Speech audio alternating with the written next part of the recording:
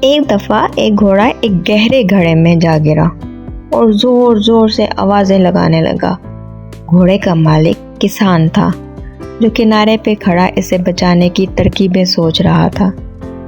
जब इसे कोई तरीका नहीं सोचा तो हार मानकर दिल को तसल्ली देने लगा कि घोड़ा तो अब बूढ़ा हो चुका है, वो अब मेरे काम का भी नहीं रहा, चलो इसे यूं ही छोड़ देते हैं और घड़े को भी आखिर किसी दिन बंद करना ही पड़ेगा, इसलिए इसे बचाकर भी कोई ख़ास फ़ायदा नहीं।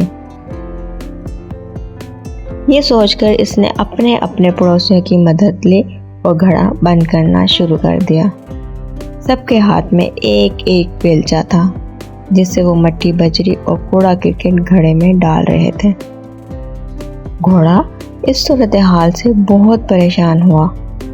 इसने और तेज आवाज़ निकालना शुरू कर दी। कुछ ही लम्हे बाद घोड़ा बिल्कुल खामोश सा हो गया। जब किसान ने झांका तो ये देखकर हैरान रह गया कि जब जब घोड़े के ऊपर मट्टी और कचरा फेंका जाता है तब तब वो इसे झटक कर अपने जिस्म से नीचे गिरा देता है और फिर गिरी हुई मट्टी पर खड़ा हो जाता है। ये सिलसिला काफ़ी देर तक चलता रहा। किसान अपने पड़ोसियों के साथ मिलकर मट्टी और कचरा फेंकता रहा और घोड़ा इसे अपने बदन से हटा हटा कर ऊपर आता गया और देखते ही देखते ऊपर तक पहुंच गया और बाहर निकल आया। ये मंजर देखकर किसान और इसके पड़ोसी सकते में आ गए।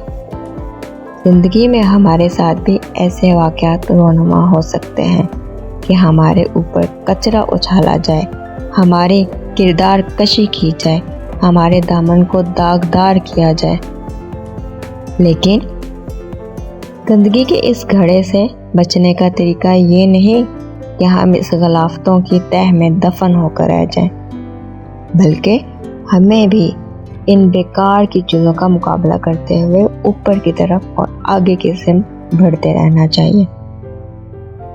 ज़िंदगी में हमें जो भी मुश्किलात पेश आती हैं वो पत्थरों की तरह होती हैं, मगर ये हमारी अक्ल पर मुनहसर है कि आया हम हार मानकर इनके नीचे दब जाएं या इनके ऊपर चढ़कर मुश्किल के कुएं से बाहर आने की तरकीब करें।